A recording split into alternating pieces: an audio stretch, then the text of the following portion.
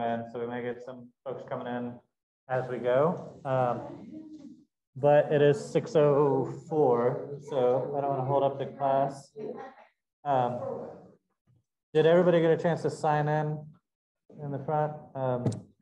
This engagement will be kind of part of the grant decision making. So you've got a leg up on everybody that hasn't shown up tonight. But before we get started, I just want to share a couple of things. I will be uploading some pitch templates to the LMS tomorrow, most likely. I'll do two that'll be basically the same. The first one will have a few slides that anybody that's pitching for a grant can use as kind of their basic pitch template. It's a 5-minute pitch, 5-minute Q&A. And so this pitch template will just cover basic things that are expected to be in a 5-minute pitch. And we'll have some resources to go along with that and how to develop a compelling pitch. The second one will have like one additional slide if you're pitching to use the retail space. So if you're just doing the grant money, you'll use the first one. If you're doing both, you'll use the second one. So we'll include some additional resources. And then I've seen some of you have already started to sign up for times with me and with Peter, and we can do some pitch practice. I'm happy to do more than one of those.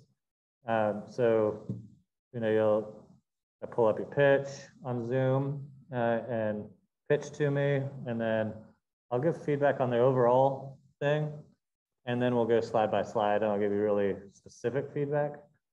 And then if you want, you can kind of take that, incorporate the feedback, and then we can do a round 2 before the final pitch event.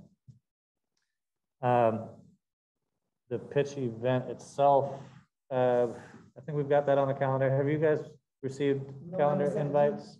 Yep.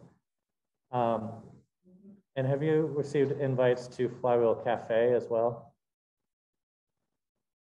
Okay, so that's another event that we would love for you to come to. It's not required for the grant, but it's kind of a networking event that we have it's on the 11th. Yep. So I'll ask Brittany to send you an invite. And there, we'd love for everybody that's in the class to do like a more informal kind of elevator pitch. Just take a couple of minutes and tell the audience what you're up to. There'll be drinks and snacks and stuff. So it's an informal, fun networking event. But you guys will be kind of the main attraction. So we'll send that. Brittany couldn't make it tonight because her husband got COVID. And so she's got to give some childcare. Well, I mean, he's fine, he's vaccinated, very mild symptoms, but you know, just need to manage the family. So that's why she's not here tonight. Hopefully by next week, everybody will be have negative tests and she can be back. But it's just a reminder to stay masked up if you're not eating or drinking. I think that's it from me. We're recording, and we've uploaded the last 2 weeks of recordings to the LMS if you want to review those. And I just want to welcome our presenter tonight, Elyshia Brooks. The floor is yours. Hello. I hope you don't mind me not ready. Yeah, go for it. I love introductions, so I get to know who's in the class with me. First, I'll introduce myself. So my name is Elyshia Brooks, and I've been in Charlotte for 21 years from Albany, Georgia. I have one son who plays professional basketball overseas. Full ride at David.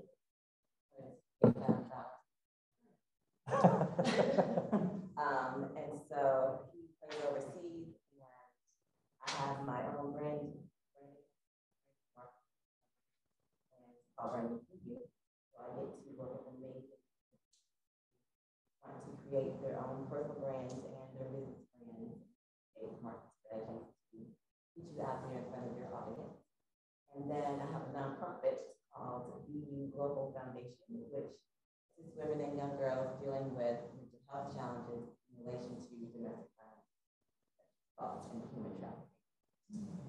And I taught here for several years. I grew up there, taught at CPCC, and I've given that part up to do my own running the academy.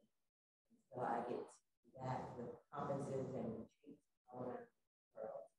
As a national speaker, I get to travel and empower women all over. So love what I do. And I also am a counselor for the Women's Business Center here in Charlotte, and a mentor for mentoring for Commission Week Small Business. So I assist small businesses in getting government certified, which if you have not gotten certified, I'm going to put a shameless plug in there, because you can get Hub certified. They have a grant I got last year, $20,000 free money. The base amount they give you is $10,000, and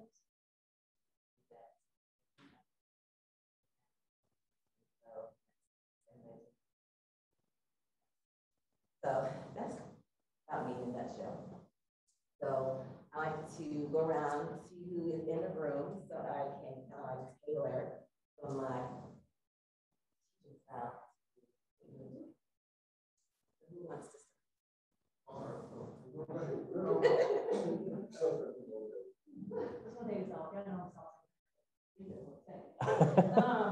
My name is Kim Delaney. I represent you on LinkedIn. What? I already added you on LinkedIn. Oh, okay. Probably right after I get here. But I have a CBD store. Well, I had a CBD store here in the area. I started in 2017 in my greenhouse.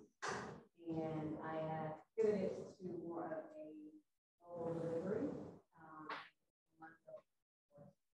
So I'm here to learn my wrongs. My degree is in marketing and internet marketing, so I kind of have that, but I don't know. I actually applied, started the certification process. Real big rabbit hole. So I'm somewhere between the Hub, the HPE, and the minority, like all of it. So yeah, I don't know if I've done it right, but I started.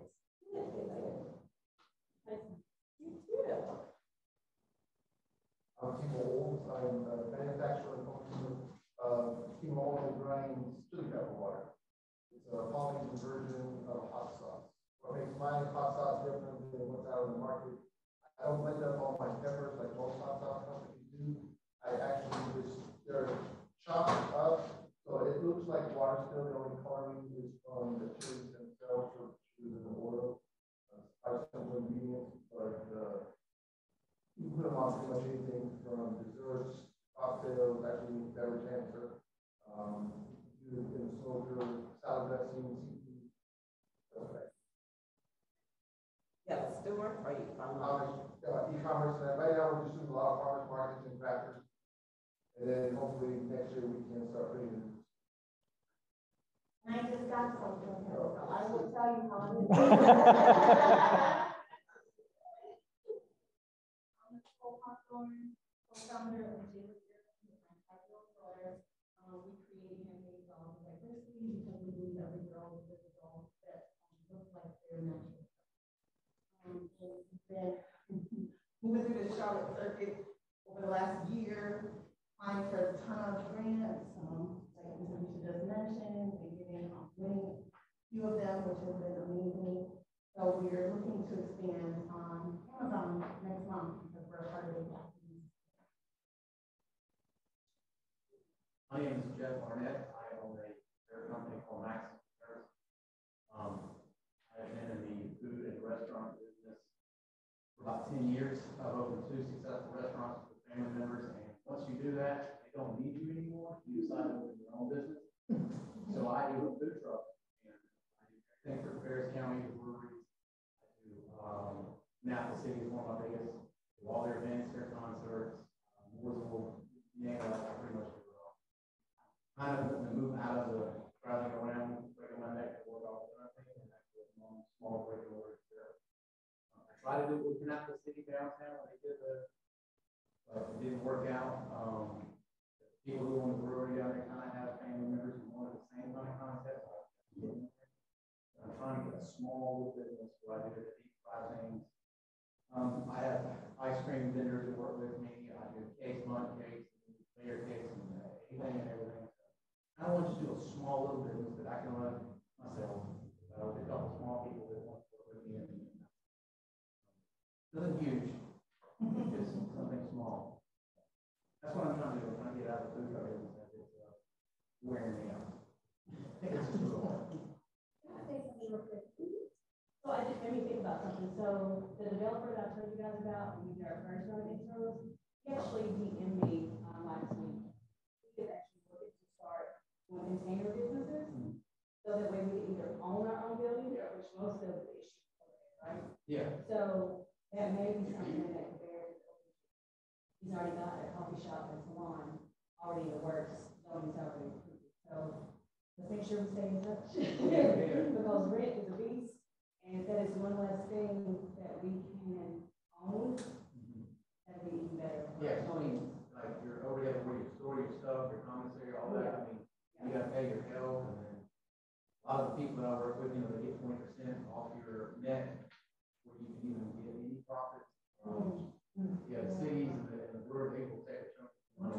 And it's hard because you're, you know, when you go to see a food truck, like, how come it's $1? Well, all this is coming off the top of their making. Not breaking everybody in my pocket. The container business.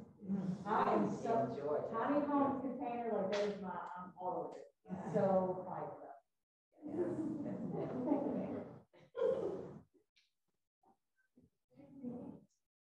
I make not real food, but food inspired. Personally, so 30.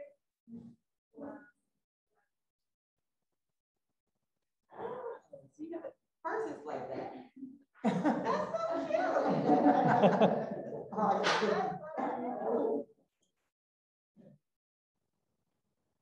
That's original. That's cute. Yes, my name is Leslie.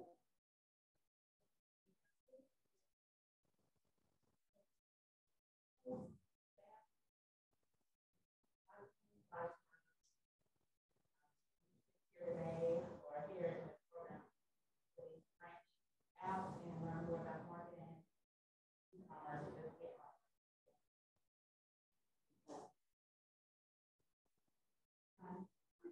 I'm Stephanie Jordan. My name of my company is Diane's Confections, but I'm one of many companies under Jordan's Culinary Creations, and we do all things food. So we have a catering, baking portion, and we're looking to go into a brick and mortar if possible, so that we can basically have everything under one location. And I'm here to learn marketing, branding, also looking to do rug line. We have tomato sauces that we sell and things like that. So just branding of it and getting it into some local stores. And I was very interested in doing a food truck until I heard that. But I do know from the, I'm living in North Carolina, so the commissary ideal is very foreign from where I come from. And so I know that it's very expensive what they take from you. And so I am looking to have a brick and mortar so that we can do all of our catering and everything out of one location, restaurant, everything under one umbrella. And that's it. I'm glad to be here. I'm Allison Palladino, and I'm owner of Blood Factory Games. We're the new board game cafe that just opened at Gibson Mill Market about 6 weeks ago. So we are in business now and going really well. We were in Axios Charlotte yesterday, and my phone has been going crazy. So when you open your business, pitch to Axios. But what we do is it's basically an entertainment venue. So you and your group come in, and it's $5 per person. Sit down, and you can play as many board games as you want for as long as you want to. We have a library of 1,000 games. And then we serve it restaurant style, so we have a cafe menu of sandwiches and desserts, beer, wine, sodas, teas, all that good stuff. So we also do like parties, corporate events, team building, birthday parties, the Axios thing. So event space in the back, events all week. So we have like Dungeons and Dragons. Other different events depending on what people are in. That's pretty neat.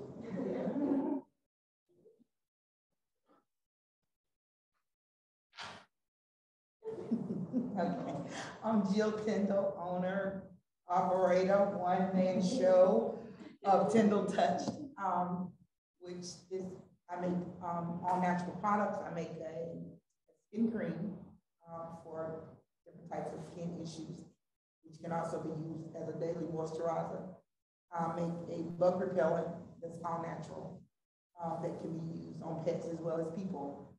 I make a nasal spray. Or my daughter has really bad sinuses. That's where it came from. She needed something to just kind of keep her open.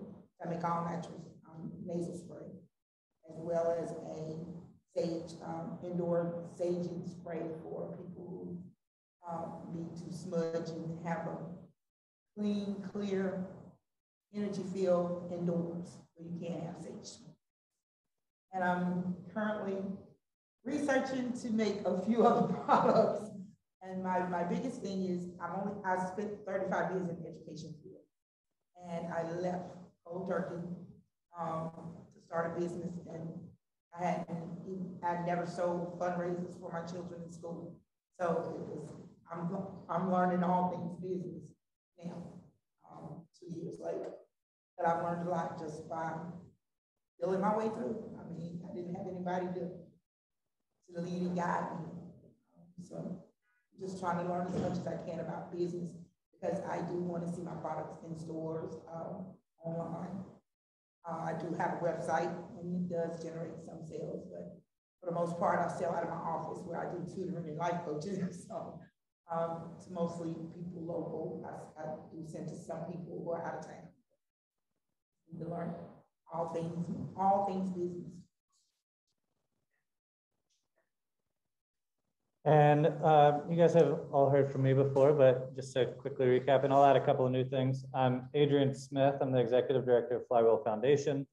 So we support the Cabarrus Center with entrepreneurial programming like this. We teamed up with Small Business Center for the retail lab. We also run accelerator programs where we do equity investments into startups and run them through a 3-month program, kind of like this on steroids. Do a bunch of other kind of entrepreneurial activities. Also run a venture capital fund called Equilibrium Impact Ventures. We invest in women and people of color that are solving for the social determinants of health. So looking at economic mobility, access to healthcare, access to food, these types of wide community problems. And then lastly, I own a retail fabric shop with my wife, where we sell apparel fabric and quilting fabrics. We have kits.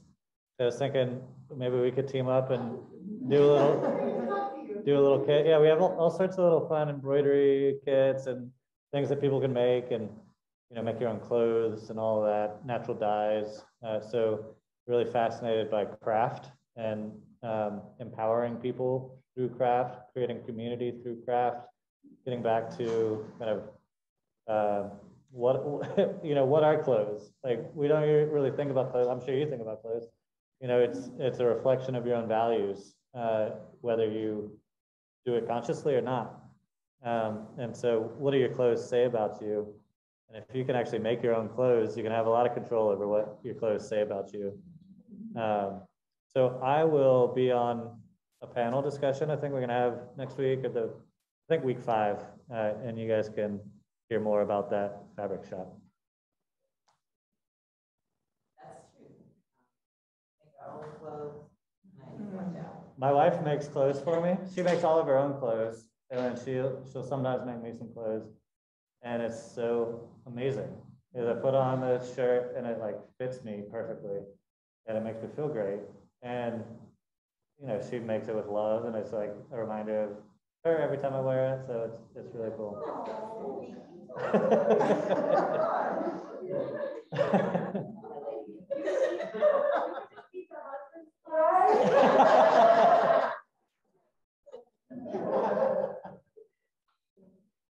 Well, you all have amazing ideas and businesses, and that's all about that. Is that don't get it. So, congratulations. So today we're going to talk about your brand and marketing strategy. I am informal, so you can, if there's something you need to ask, you can ask questions. Because if I come back to you, I forget. So I'm just gonna let you know. For some reason, I have this map book, and this PowerPoint stuff is not, I tried to do, I did this, but I did it in the master thing, so I won't do, I don't do all this way. So it looks like weird, but I will let you, I can read it to you. I don't know how it came through on you all in, but so branding is something that you need first before you start marketing anything.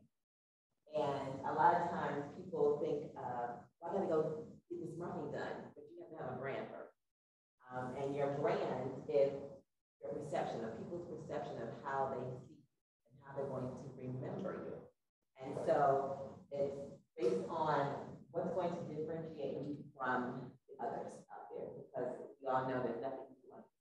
And so how are you going to stand out? And so that means, yes, your logo, yes, your colors, and your tagline, but a brand goes much, much deeper than that.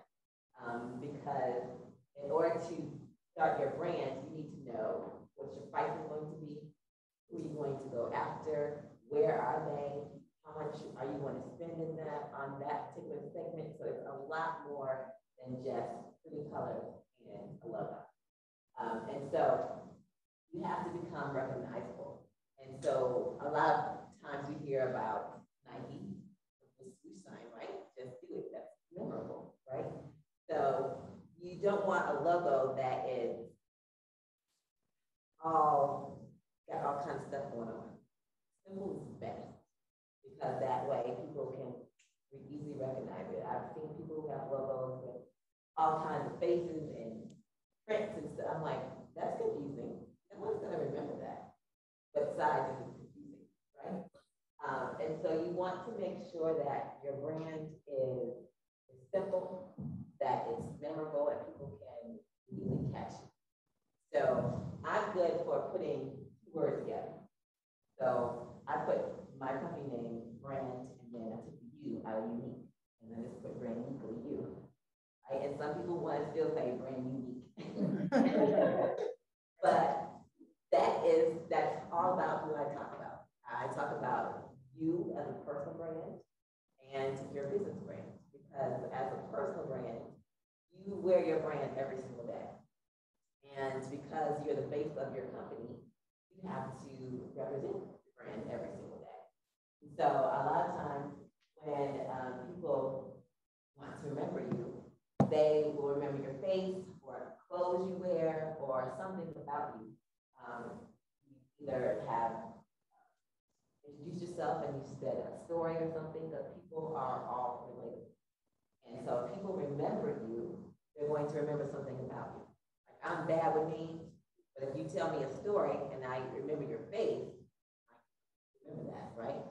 So a lot of times when it comes to branding, you have to look at your brand voice and what's the voice that you're putting out there in the world. Is it something that people are going to remember you by? A lot of your times, and we'll talk about this as we go into the guide. Your brand voice it can be either, high-end, educational, all these big words, or it can be simple, whimsical, whatever that looks like. But your brand voice and your brand tone needs to be across the board cohesive. Whether it's on social media, whether it's on your website, whether it's in your print material. Even if you are speaking at an engagement, you still want to have the same tone, the same voice. So that's a little bit about that. So let's get into what more of the brand voice is. So step one, everyone has a customer, a client, whatever you want to call them. But how you research that particular client is based on their brand voice. So who are you really wanting to reach out to? Because you have to look at this way. Every client is not your client. And let that be okay.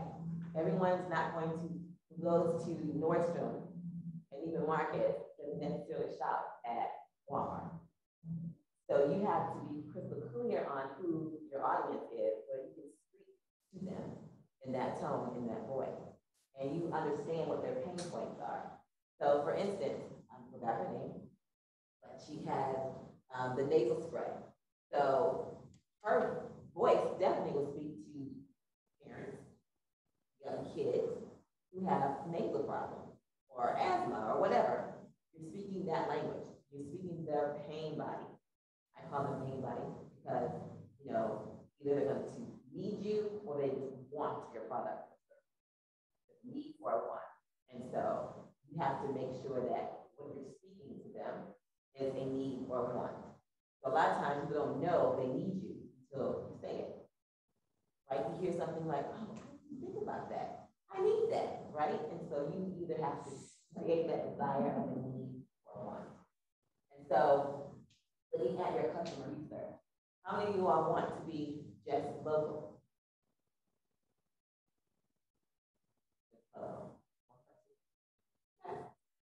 How many want to be international, national, global? So you have to look at, when you're performing the customer research, how are you going to implement that?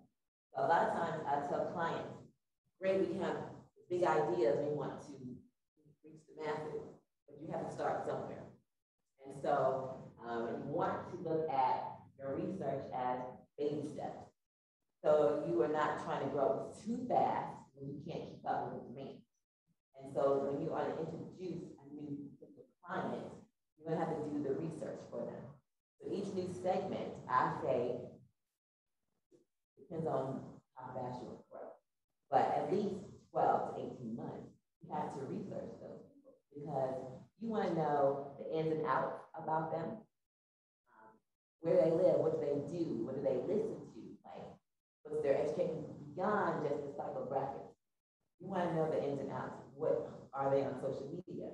Are they not? Where are you going to best reach them? You have to do that research. And so when I tell clients when you're starting out, yeah, you can start off with like 3 buckets of clients. It could be women, it could be children, it could be whatever. But then you want to narrow it down to the funnel, okay? Because you get too broad, too fast, you get overwhelmed, and an overwhelmed, confused mind doesn't buy or doesn't do anything. So forming your customer research is so key. Then identify the core values. What are your core values for your company? Yes. So like with the food business, I've done research on like areas that I may have never sold in before, and they may be wealthier neighborhoods, and say we're doing a farmer's market, and one would assume that because it's a wealthy neighborhood, they don't mind spending the dollars, and then you get there and you realize that they want to haggle over prices with you, or they don't want to spend the dollars.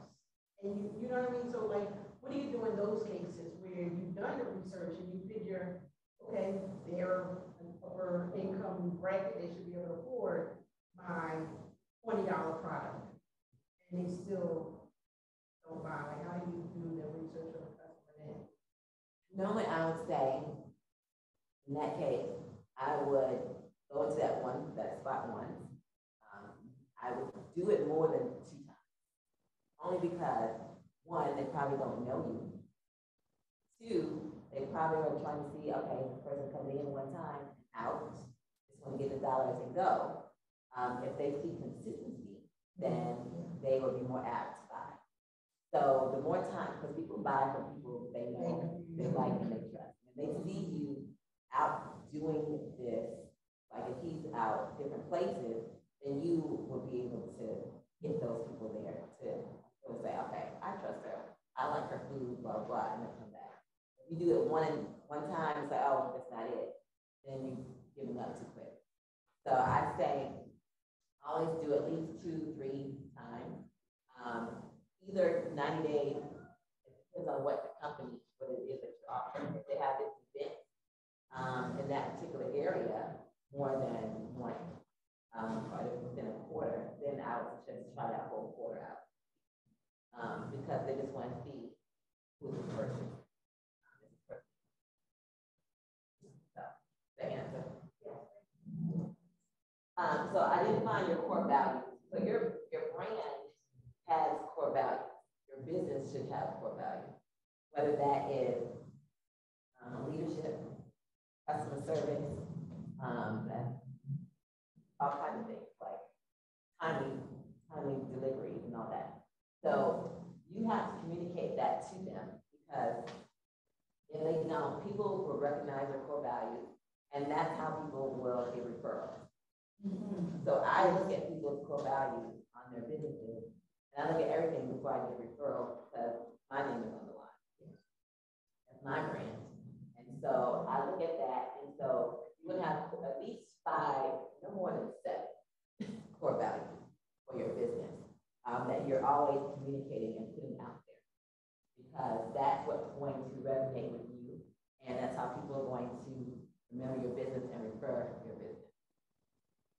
Then you're going to describe your personality and your brand. This is one of my favorite parts, because I get to pull people's personality out and put the colors together and the tone and the voice together, because you are your brand.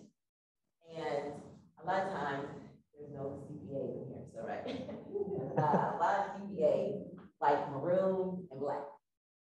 I'm like, can you get another color? Like, come on. So you want to have some personality, right? So I always say have a pop color.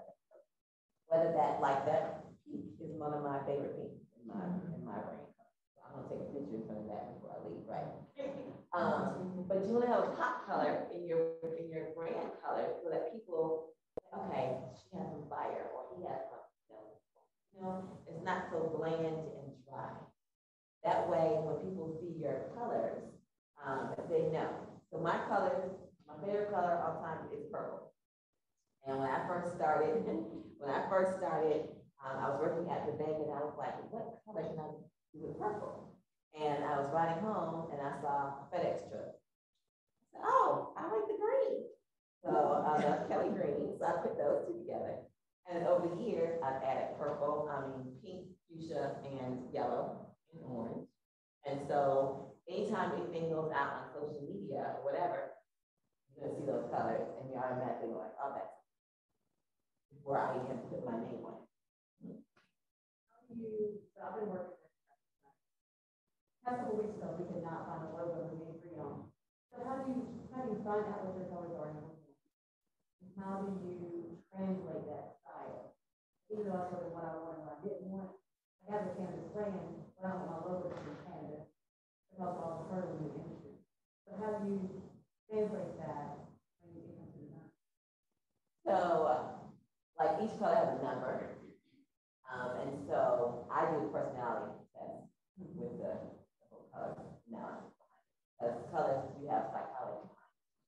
Like blue is all about communication. So you have to know what your personality is. But when I'm finished, I give you a whole brand style guide. So it has all your colors, your patterns, your textures, all of that goes into your style guide, so that if you are going to have someone do a website or do some signage or whatever, even if you're going to do some co-branding with collaborations with other people, they would know how to use your brand, how not to use your brand, and all that. So we can talk about that part. I was just thinking maybe we need to talk about yeah, because each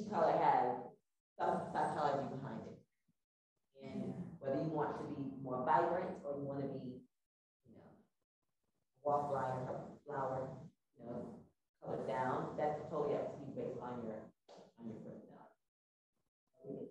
Is it fair to say different brands, like I have, so AV Enterprises is like my holding company. Like my greenhouse has my CBD portion, and I kind of get into like camp food and tiny homes, like I feel like those brands have a different identity. So as you're looking at a style book, would it be fair to say that those color schemes could be a little different? Yeah. If you have the same company, it can go under the same wheelhouse. You can have a pop color different with something else versus over here. But overall, you have it under the same umbrella. You have the same color scheme, but one pop color and another pop. That's what I was gonna say. When I did some research about like what, like if you want to promote sustainability in your brand, or like eco-friendly, things like that, they would like use greens, use browns, use tones that are equal, neutral. But my daughter's favorite color is pink. So I'm like, oh man, I would like to have something that in it. Yeah. So I just got variation of the logo when I'm using different kinds of things that I want to highlight, but the main logo is got much more. Yeah, I mean, because you want to,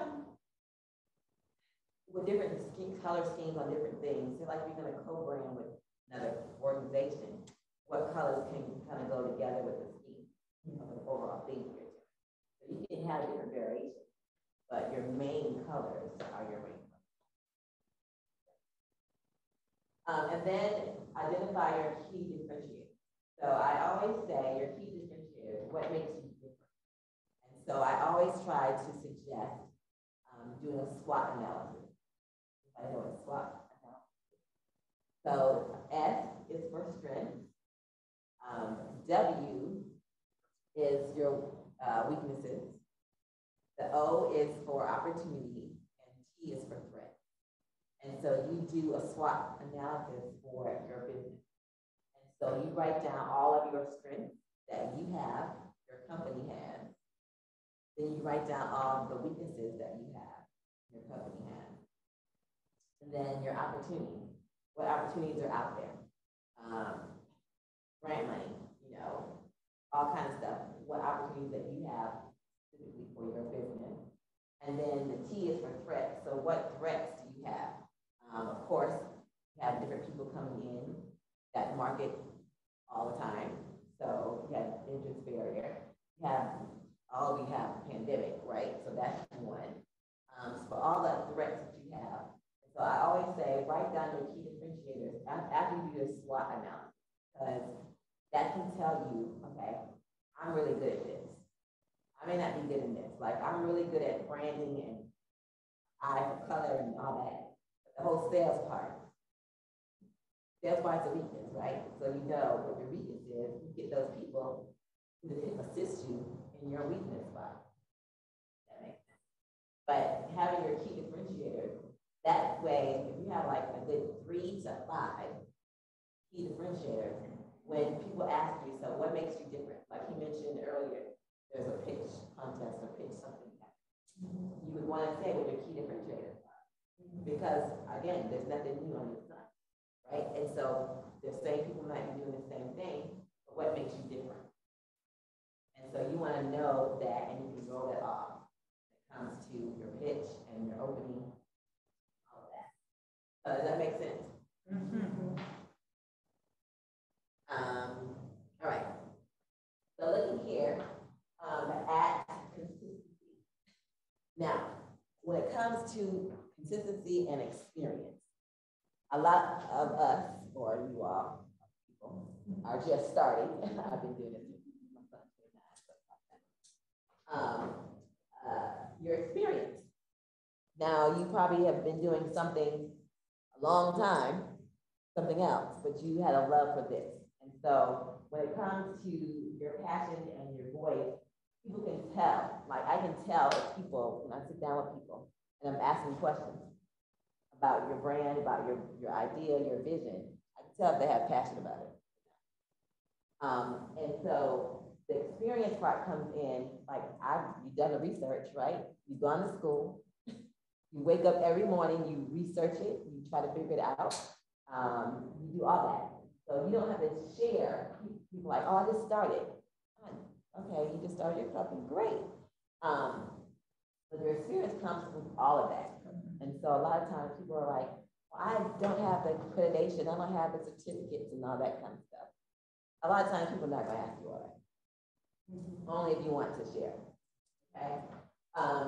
Forces you to make decisions in your content creation. So when it comes to your brand voice, once you know your brand voice, you know who you want to work with, how you're going to speak to your blogs or your social media posts, or what you're going to put on your website.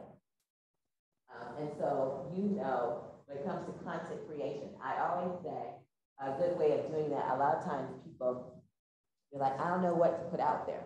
And so we're in the 4th quarter now. And so I tell my clients to break it down by quarters. So you have the 4th quarter, we just started this month.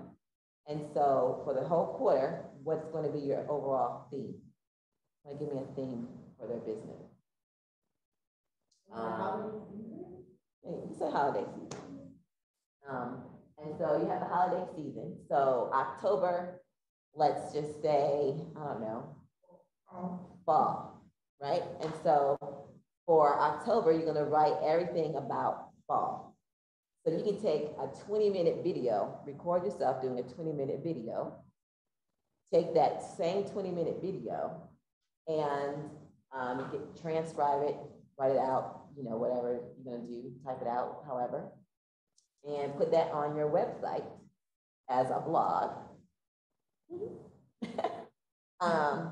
You take that same blog article and you have your email distribution.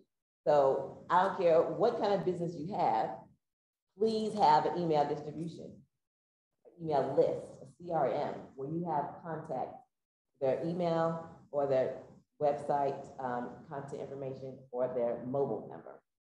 Because what, 2-3 weeks ago, Facebook, Instagram, and WhatsApp went down for what, 6-8 hours. People were panicking, because a lot of their content stuff is on there and they have no way of getting in contact with their contact, their followers. And so I'm big on having a CRM, whether it's MailChimp or Constant Contact or whatever. So you take that same blog and you put it into your CRM and you send it out as an article to your email list.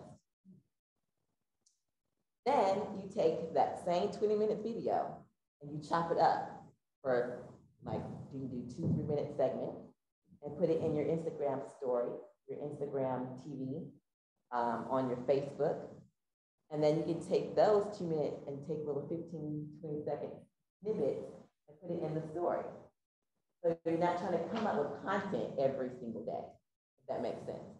So you just break down that 20-minute video. You write it down, write it out, put it on the blog that goes out to the content, email, and then you have the video that you can just make snippets of. So that you're not getting overwhelmed. That's taking like a whole big elephant and putting it down to small chunks. So a lot of people are like, I don't know what to say, I don't know what to talk about. And I'm like, well, do a 20-minute video. And a lot of times people don't like actually doing stuff live. How many of y'all like doing live on social media? I hate it. I have a love-hate relationship. Yeah, I just say that. And then I'm starting my own TV show, so I'm like, I gotta get used to that camera thing. But it's easy for some people. Some people, it's, you know, I'd rather go record people as opposed to me getting on. You what?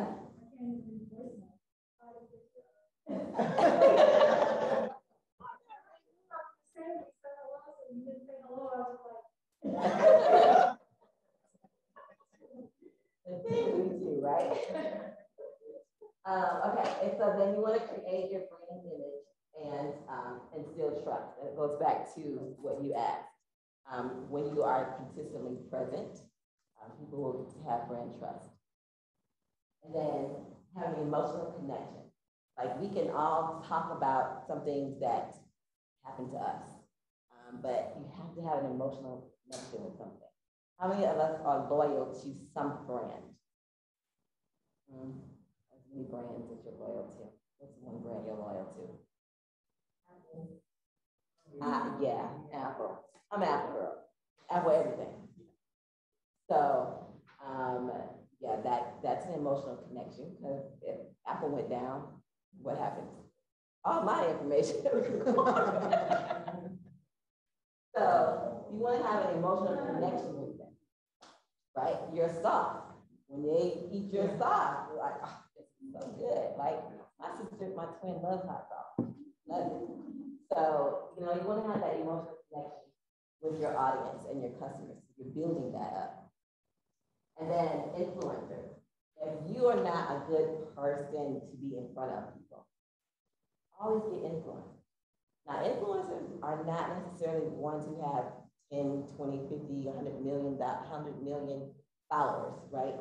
So you can get influencers that are micro influencers who are like have 1,500 to 5,000, and they'll charge a little bit less, but you get more than just what you have yourself. So you don't have to look for the large masses all the time, because the large masses, I tell, like, you have a large following, but how many of those followers are turning into dollars? That's it. Like, if you don't have their content information, their email or content, how are you going to change that to dollars? It doesn't matter when you can buy followers anyway now. Exactly. Right. And so people can buy followers, but are they going to turn into dollars and sales? It's like the credit card. That's what matters. And that goes back to having an emotional connection. And then creating a unique voice, of course, and then your brand loyalty. How many of us are brand loyal? Apple to, I think, Impossible Burger. Always vegan. I'm not. I've never heard that place. But yeah, we have brand loyalty to whatever that is. And so when people see you being consistent all the time and you're showing up, whether it's on social media, whether it's out in public or at a game and you're doing your thing and you're selling stuff, people will remember you. Okay? So, Apple, Microsoft, Toyota, Disney, of course, Nike and Adidas, those are just some of the examples of brands that people are actually loyal to. When it comes to brand loyalty, it doesn't matter. People might go and try different things, but they come back. If they really like it and it's consistent, if it's a quality product, or a person or service, then yeah, they're going to come back. They're going to tell people. Yeah.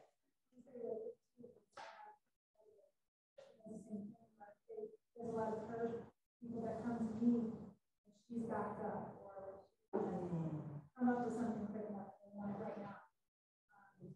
She's pretty urgent. Now I'm getting some people that would run the rush for questions. So now